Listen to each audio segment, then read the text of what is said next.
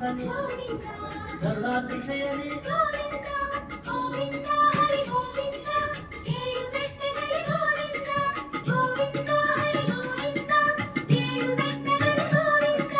ಗೋಕುಲ ನಂದನ ಗೋಪಿಕಲೋಲ ಗೋವರ್ಧನ ಧರ ಗೋವಿಂದ ಭಜ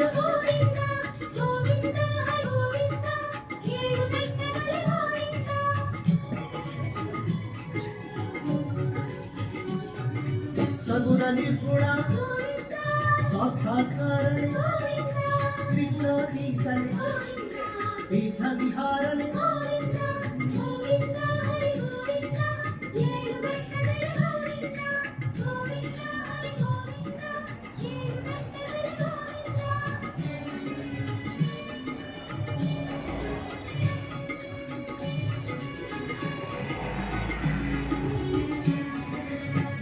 ಜನರಿಗೆ ದಿಕ್ಕಾಗಿರುವೆ ದಾಸರ ಪಾಲಿಗೆ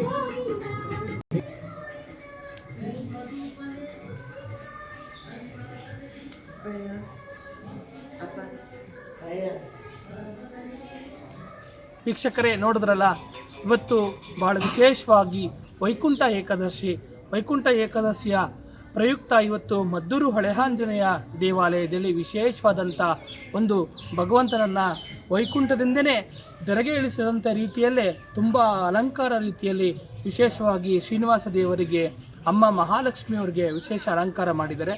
ಅದರ ಜೊತೆಯಲ್ಲಿ ಮುಖ್ಯ ಪ್ರಾಣ ದೇವರಿಗೆ ಬೆಳ್ಳಿ ಕವಚವನ್ನು ಧಾರಣೆ ಮಾಡೋದ್ರ ಮೂಲಕ ವಿಶೇಷವಾಗಿ ವೈಕುಂಠ ಏಕಾದಶಿಯ ಒಂದು ಹಬ್ಬವನ್ನು ಮತ್ತು ಆಚರಣೆಯನ್ನು ವಿಶೇಷವಾಗಿ ಮಾಡ್ತಾ ಇದ್ದಾರೆ. ಸ್ನೇಹಿತರೆ, ನಿಮಗ ದರ್ಶನಕ್ಕಾಗಿ ನಾವು ಇಂದು ವೈಕುಂಠ ಏಕಾದಶಿಯ ಒಂದು ವಿಶೇಷ ದರ್ಶನ ಮಾಡಿಸಿದ್ದೇವೆ.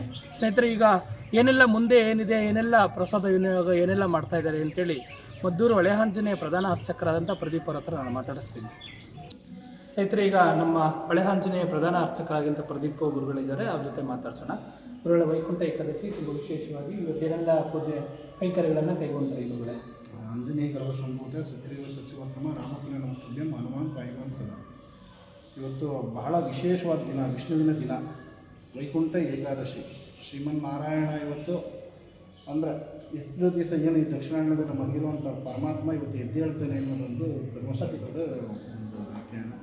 ಮತ್ತು ವೈಕುಂಠ ದ್ವಾರ ಇವತ್ತು ಮುಕ್ತ ಆಗುತ್ತೆ. ಎಲ್ಲ ದೇವತೆಗಳು ಅದರಲ್ಲಿ ಇವತ್ತು ಸ್ಪರ್ಶ ಮಾಡಿ ಒಳಗಡೆ ಹೋಗುವಂಥ ಪದ್ಧತಿ ನಮ್ಮ ಹಿಂದೂದಲ್ಲಿ ಇದೆ.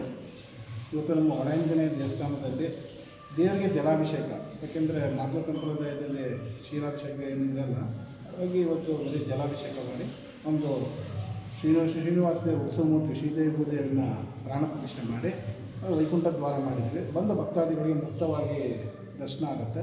ಅದ ನಂತರ ಅವ್ರಿಗೆ ವೈಕುಂಠ ದ್ವಾರದಲ್ಲಿ ಹೋಗುವಂಥ ಇದನ್ನು ವ್ಯವಸ್ಥೆ ಮಾಡಿದೆ. ಬರೋ ಎಲ್ಲ ಭಕ್ತಾದಿಗಳಿಗೂ ಮಂಗಳಾರತಿ, ತೀರ್ಥ ಮತ್ತು ಪ್ರಸಾದದ ವ್ಯವಸ್ಥೆ ಸಹ ಮಾಡಿದ್ವಿ.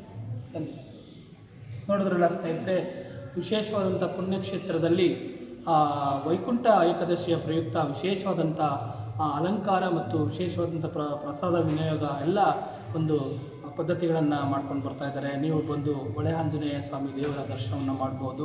ತುಂಬ ವಿಶೇಷವಾದಂಥ ಪರ್ವಕಾಲದಲ್ಲಿ ಪರಮಾತ್ಮನ ಕೃಪೆಗೆ ಪಾತ್ರರಾಗ್ಬೋದು ಅಂತೇಳಿ ಎಲ್ಲ ವೀಕ್ಷಕರಿಗೆ ಮತ್ತೊಮ್ಮೆ ವೈಕುಂಠ ಏಕಾದಶಿಯ ಶುಭಾಶಯಗಳನ್ನು ತೋರ್ತಾ ನನ್ನ ಮಾತು ವಿರಾಮ ಕೊಡ್ತೇನೆ. ಜೈ ಹಿಂದ್, ಜೈ ಕರ್ನಾಟಕ ಮಾತೆ.